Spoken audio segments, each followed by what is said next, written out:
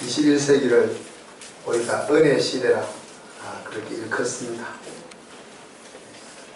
역사가 시작된 이래로 가장 큰 은혜가 흐르고 있는 그런 시대라고 말할 수 있습니다. 이런 그 은혜의 시대를 살고 있는 우리가 과연 그 은혜 가운데 살고 있는가 하는 것들을 다시 질문하면서 오늘 말씀을 나누기를 원합니다. 우리 김철학 권사님 나오셔서 너무 기쁘고 또 우리 건우 나와서 너무 기쁩니다. 하나님께서 우리 인생을 구원하시고 풍성한 삶을 허락하심에 대한 말씀의 발전이 창세기부터 오늘날까지 쭉 이루어져 왔습니다. 하나님을 대적하는 범죄로 인해서 우리에게는 죽음이 찾아왔고 우리가 안고 있는 모든 문제가 발생했습니다. 하나님 그때부터 원시 복음을 주셔서 창세기 3장 15절에 보면은 여자의 후손을 통해서 다시 망가진 인생을 회복할 것을 말씀하셨습니다. 이 하나님의 약속은 율법을 통해서 행위로 어렵게 되는 길을 하나님이 주셨습니다. 그래서 출애굽기와 레위기, 신명기에 보면은 제사 제도를 통해서 하나님은 살 길을 알려주셨고 그 제사 제도를 지내는 가운데 인생은 제사 제도의 한계를 느끼기 시작했으며 그것은 결국 새 언약의 필요성을 우리에게 알려주었습니다. 바로 예수 그리스도께서 이 땅에 오셔서 더 이상 행위로 의롭게 받는 것이 아니라 믿음으로 의롭게 되는 복음을 우리에게 안겨주셨고 그것이 새 언약이 되셨다 하는 것입니다. 그리스도의 십자가와 용서를 통해서 우리의 삶은 회복되게 되고 그 새 언약의 복음에 우리가 살고 있는 것이요. 그런데 이제 계시의 가장 발전된 부분은 사도 바울을 통해서 이 땅에 육신을 입고 오신 복음 자체이신 예수님에 대한 구체적인 길들이 해석되어져 왔습니다. 여러 가지를 우리가 설명해 볼 수 있지만은 우리가 고린도후서를 통해서 쭉 살펴보았던 한마디로 이야기하면 새로운 피조물로서의 관점으로 우리가 복음을 바라보자 하는 겁니다. 그것은 다시 말하면은 십자가의 죽음을 통한 그 용서에만 초점을 맞출 것이 아니라 그리스도의 부활을 통한 변화된 성도들의 신분에 더 초점을 맞추자 하는 이야기입니다. 그래서 이것을 다른 식으로 표현하면 우리가 무엇을 얻기 위해서 하나님의 것을 얻기 위해서 노력하는 신앙이 아니라 하나님이 이미 우리에게 주신 것을 누리는 길로 우리가 살자. 그래서 우리가 무엇을 얻기 위해 믿음을 가진다는 것은 종교라 그랬습니다.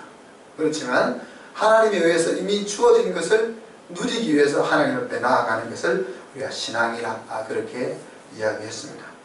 자, 그런 관점에서 우리에게 오늘 주어진 것이 있다 그랬습니다. 오늘 에베소서 1장 3절에 보면 무엇이 우리에게 주어졌다 그랬습니까? 하늘에 속한 모든 신령한 복이 우리에게 주어졌다 그랬습니다. 하나님께서 우리에게 모든 신령한 복을 주신 목적을 오늘 성경은 이 짧은 구절 속에 3번이나 강조했습니다. 하나님 우리에게 모든 신령한 복을 주신 목적은 하나님의 은혜의 영광을 찬미하게 하기 위함이다. 그렇게 했습니다. 하나님이 주신 복을 우리가 충분하게 누리고 그것을 통해서 그 복을 주신 하나님이 영광을 받는 그것이 하나님이 우리의 일을 향하여 가지고 있는 목적지다. 하나님께서 허락하신 신령한 복은 헤아릴 수 없이 많겠지만 오늘 성경에는 몇 가지를 우리에게 소개합니다. 4절에 보면 그리스도 안에서 우리를 선택하신 것이 신령한 복이다 했습니다. 수많은 사람 가운데 우리를 왜 선택했는지는 우리가 따져볼 수 없다. 우리를 선택하신 유일한 이유가 있다는 것은 우리를 사랑하신다는 것밖에 없는데, 왜 나를 사랑하느냐 하는 것은 영원한 미스테리. 하나님 앞에 가서 확인해 보아야 돼요. 왜 나를 사랑하는지는 알 수 없는 일이에요. 여러분 중에서는 나를 사랑하지 않으면 이상하지 그렇게 생각할 수도 모르겠지만은, 왜 나를 사랑하느냐 하는 것은 이해할 수 없는 이야기입니다. 그래서 수많은 사람 가운데서 우리를 특별히 사랑해서 우리를 선택해 주셨다는 것이 신령한 복 중에 하나다 그랬습니다. 또 5절에 보면은 더 나아가서 하나님의 아들들이 되게 하셨다. 예수님을 통해서 우리로 하여금, 딸들이 왜 안 되게 했냐 하지 마시고 아들들 속에는 딸들도 포함되겠죠. 그러니까 예수 그리스도를 통해서 우리가 더 이상 창조주와 피조물과의 관계가 아니고 아버지와 자녀의 관계가 되었다. 이것이 신령한 복이라는 거예요. 하나님이 우리에게 건강을 주시기도 하고 물질을 주시기도 하고 재주를 주시기도 하고 여러 가지를 주시지만, 사실 그것보다 더 중요한 것은 자녀의 권세를 주십니다. 자녀는 맡겨놓은 것 없이 항상 언제든지 필요할 때마다 나아가서 손을 내밀 수 있기 때문에 이것이 종의 나라에서 아들의 나라로 옮겨진 것이 신령한 복이라 그렇게 이야기합니다. 또한 실제로 보면은 구속, 곧 그리스도 안에서 죄 사함을 받았다. 죄의 값을 주고 우리를 사셔서 더 이상 죄의 또 우리의 연약함에 종노릇하는 일이 없게 해주신 것이 신령한 복이다. 그래서 우리는 연약하지만은 더 이상 내 연약함 때문에 또 내 죄악으로 인하여 좌지우지하지 않을 수 있는 그 자리에 우리가 이르게 되었다는 것이 신령한 복이라는 겁니다.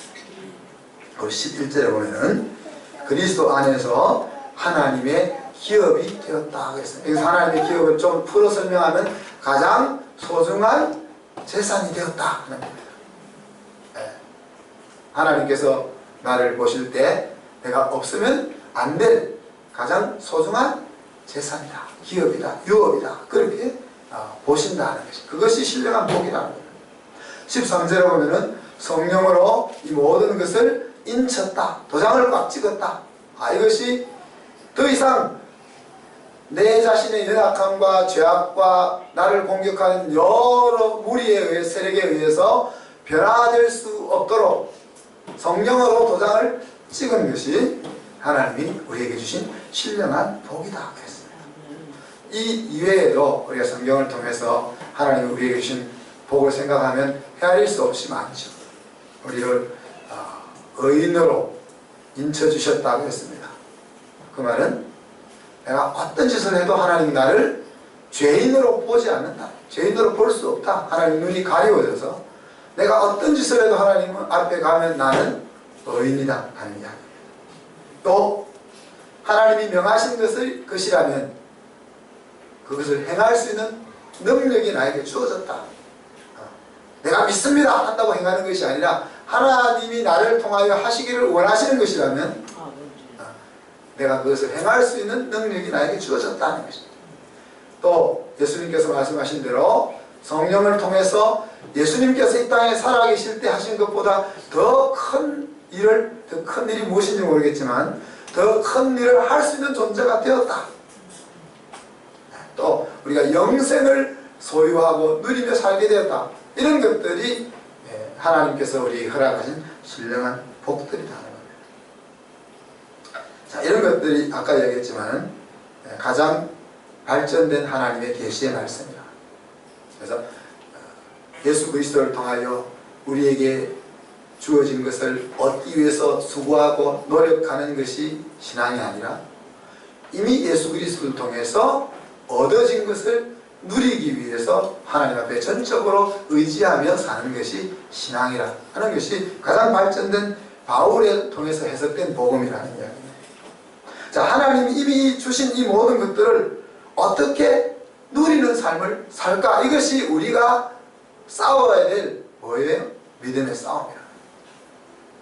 우리의 싸움은, 마귀와의 싸움은 잘 싸우면 승리하고 잘못 싸우면 실패하는 그런 싸움이 아니라고 했습니다. 우리가 싸워야 될 싸움은 마치 2차 대전 말기에 이미 다 끝난 싸움에 러시아가 발만 들여대가지고 승리를 얻은 것처럼 이미 예수님께서 사탄의 권세를 무찌르고 승리하신 그 싸움에 우리의 숟가락 하나 넣는 그것이 우리의 싸움이다. 내가 잘 싸운다고 사단이 물러가고 내가 못 싸운다고 사단이 점령하고 그런 싸움이 아니라는 거예요. 이미 예수 그리스도의 십자가의 사역을 통하여 사단은 무릎을 꿇었다는 거예요. 아멘. 그래서 우리에게 남겨져 있는 싸움이 있다면 그것은 사탄과 대적해서 싸우는 그런 싸움이 아니라 하나님이 우리에게 주신 이 모든 것을 내 것으로 누릴 수 있는 믿음의 싸움이라. 아멘. 그것을 위해서 우리가 이 땅에 남겨져 있는 것입니다. 그래서 말씀 서두에 제가 이야기한 것처럼 우리는 더 이상 그리스도의 죽음에 머물러 있어서는 안 된다. 그리스도의 죽음이 없으면 안 되겠지. 예수 그리스도의 죽음이 없으면 우리는 여전히 죄 가운데 있는 것은 분명합니다. 그러나 그리스도의 죽음은 죽음으로 끝나기 위한 죽음이 아니라는 거예요. 우리 주님의 죽음은 부활을 전제로 한 죽음이거든요. 죽음을 통해서 우리의 죄를 용서함으로써 항상 주님을 바라보면 죄송하고 미안한 마음으로 고개 숙이며 사는 그런 삶이 아니고 완전 뻔뻔하게 죄 짓지 않은 사람처럼 그렇게 살게 하기 위한 죽음이라는 거예요. 그래서 예수님은 죽음으로 끝나지 아니하시고 죽음의 권세를 이기시고 부활하셨다. 그래서 잠자는 자의 첫 열매가 되셨고 주님을 의지하는 모든 자들의 능력이 되셨다고 이야기하시는 것입니다. 그래서 주님의 십자가는 십자가 자체로 의미가 있는 것이 아니라 그 십자가를 통해서 부활을 바라볼 때 비로소 그 십자가의 온전한 의미가 우리 속에 들어온다 하는 이야기입니다. 하나님이 주신 모든 것을 누릴 수 있는 길을 부활하신 그리스도를 의지하고 그와 동행하는 길 말고는 다른 길이 없습니다. 하나님이 주시는 것과 하나님이 주신 것을 취하는 것 사이에는 차이가 있습니다.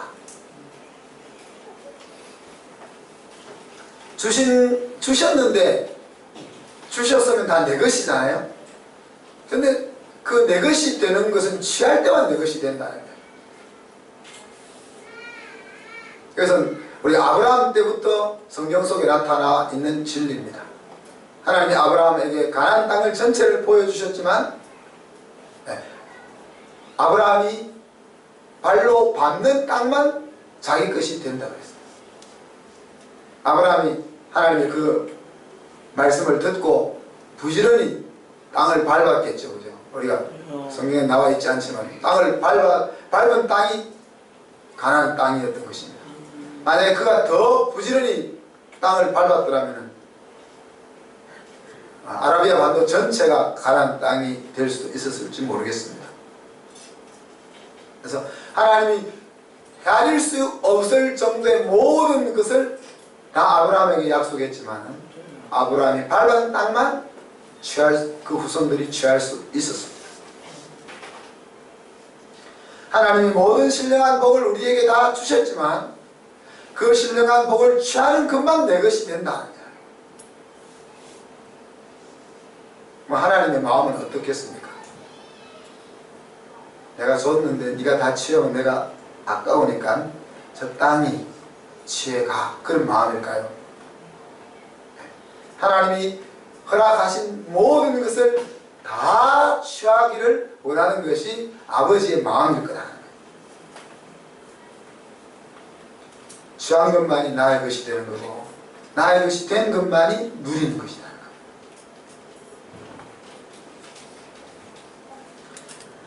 우리 세상에는 점진적으로 비례해서 발전하는 것이 있는가 하면 비합적으로 발전하는 것이 있습니다. 아이를 공부를 가지고 설명할 수도 있고 우리 자연계를 통해서 설명할 수가 있는데 1시간 공부하면 1점이 오르고 2시간 공부하면 2점이 오르면 얼마나 아이들이 공부하기 좋겠어요. 10시간을 공부해도 1점이 안 오를 때가 있다는 거예요. 그래서 그런데 어느 날 갑자기 10점이 오를 수가 있는 거예요. 그 기간 동안은, 어느 기간 동안은 이렇게 점진적으로 올라가는 기간이 있는가 하면은 아무리 공부를 더 해도 안 올라가는, 그러다가 어느 시점이 지나서 팍 뛰어오르는 그런 기간이 있다는 이야기예요. 물을 비유하자면은 물은 0도에서 100도까지는 그냥 눈으로 보기에 물입니다. 근데 100도가 되면은 그때부터 수증기로 바뀌기 시작하죠. 그렇지만 눈으로 볼 때 똑같이 물이지만 어떤 물은 10도, 어떤 물은 50도, 어떤 물은 90도, 그 물의 온도는 다른 것입니다. 그래서 100도가 되어서 열이 계속 가해지면 열이 가해지는 것만큼 수증기로 점진적으로 변해 나가지만은 100도가 되기까지는 아무리 열을 가해도 물은 그대로 물로 있다 하는 이야기예요. 하나님이 주신 가능성이 100이라면 나의 출발점이 10일 수도 있고 나의 출발점이 50일 수도 있습니다. 근데 우리가 하나님이 주신 그 가능성까지 가야 하지 않느냐. 하나님이 우리에게 재수를 100을 줬다면 그 100 주신 것까지 사용할 수 있는 자리까지 가야 되지 않느냐. 하나님이 나에게 건강을 100이라는 건강을 주셨다면 하나님이 주신 그 100이라는 건강을 누리는 자리까지 가야 되지 않느냐. 하나님이 우리에게 신령한 은혜와 복을 100을 주셨다면 그 신령한 복과 은혜를 100까지 누려야 되지 않겠느냐 하는 거예요. 근데 나의 출발점은 각자가 다르다는 겁니다. 내가 나의 출발점이 10일 수도 있고 20일 수도 있고 50일 수도 있고 하나님이 주신 곳까지 가기까지 100까지 이르기 위해서 열을 가하는 작업이 아까 설명한 대로 믿음의 선한 싸움이라 하는 이야기입니다.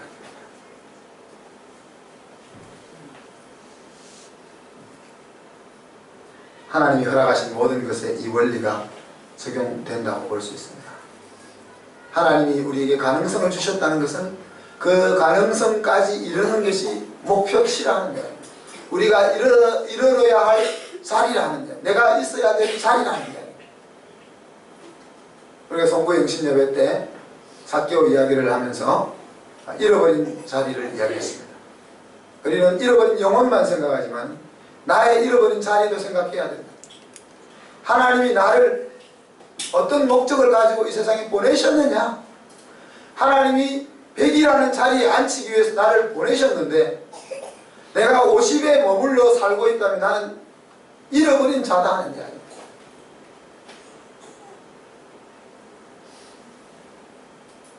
하나님이 우리에게 허락하셨다는 것은 그 자리까지 이르기를 원한다.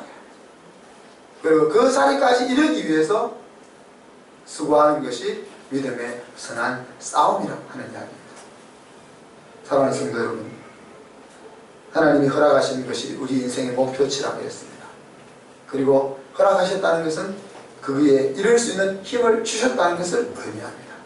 그러나 그 힘은 지금 그대로 발휘되는 것이 아니고 내가 믿음의 선한 싸움으로 내 근육을 강화시킬 때 그 힘이 목표치까지 온전하게 이루어진다 하는 이야기입니다. 우리 저 뒤에 민재로 치면은 저 아버지 닮았으면 힘이 펄펄 넘칠 거 아니야? 그러나 지금 민재가 저 아버지 힘에 10분의 1이나 발휘할 수 있겠어요? 저 아이가 나이가 먹고 신체가 커가면서 몸을 단련할 때 그 아이가 발휘할 수 있는 힘을 다 발휘하는 자리까지 이룰 수 있을 것입니다. 저 아이의 보는 힘은 5와 10밖에 안 되지만 저 아이에게는 100을 발휘할 수 있는 힘이 있는 겁니다. 우리의 지금의 모습을 보면 하나님이 주신 복을 누리는 모습이나 우리의 건강의 모습이나 여러 가지 모습이 어린 아이가 같을지 모르지만, 그러나 우리가 믿음의 선한 싸움을 싸우면은 어디까지 갈 수 있다느냐? 하나님이 허락하신 그 자리까지 갈 수 있다 하는 거예요. 그것을 바라보고 사는 삶을 우리가 신앙생활이라고 하고 신앙의 훈련이라고 말할 수 있습니다. 이것은 우리가 선한 싸움을 싸우지 않고서는 얻을 수 없는 것들이에요. 하나님이 허락하셨지만 믿음의 싸움을 통하여 우리의 근육을 튼튼히 키워나갈 때만 도달할 수 있는 자리입니다. 사랑하는 성도 여러분, 하나님이 우리에게 허락하신 여러 가지들이 있다고 했습니다. 모든 영역에서 그 영역에 하나님이 허락하신 자리까지 이르러서 하나님을 의지하며 하나님이 허락하신 것을 누리며 사는 것이 어떠하냐를 세상에 보이는 것이 하나님 앞에 영광을 돌리는 것이고, 오늘 에베소서 1장의 말대로 하자면 하나님의 은혜의 영광을 선전하는 자리에 이르게 되는 것입니다. 아무쪼록 저와 여러분은 지금 상태가 어디에 있는지 그것이 중요한 것이 아니라, 내가 10의 자리에 있다면 운동을 더 해야 하는 것이고, 내가 80의 자리에 있다면 조금만 더 하면 되는 것이고, 우리의 목표치는 하나님이 우리에게 허락한 그 자리를 바라보면서 열심히 믿음의 프랙티스, 믿음의 싸움을 싸워 하나님 앞에 영광을 돌리는 우리가 될 수 있기를 주님의 이름으로 축복합니다. 기도하겠습니다. 하나님 아버지, 우리가 이렇게 은혜의 시대에 살게 하심을 감사합니다. 세계를 흔들었던 석학들도 깨닫지 못했던 복음의 진리들을 분명하고도 확실하게 알 수 있는 시대에 살게 하심을 감사합니다. 예수 그리스도께서 그리스도를 통하여 주어진 복음이 바울을 통하여 보다 더 구체적으로 우리의 손에 쥐어지게 하심을 감사합니다. 하나님, 우리가 하나님이 주신 것을 얻기 위해서 달려가는 인생이 아니라 하나님이 주신 것을 인식하고 누리는 신앙의 길로 달려갈 수 있게 하여 주옵소서.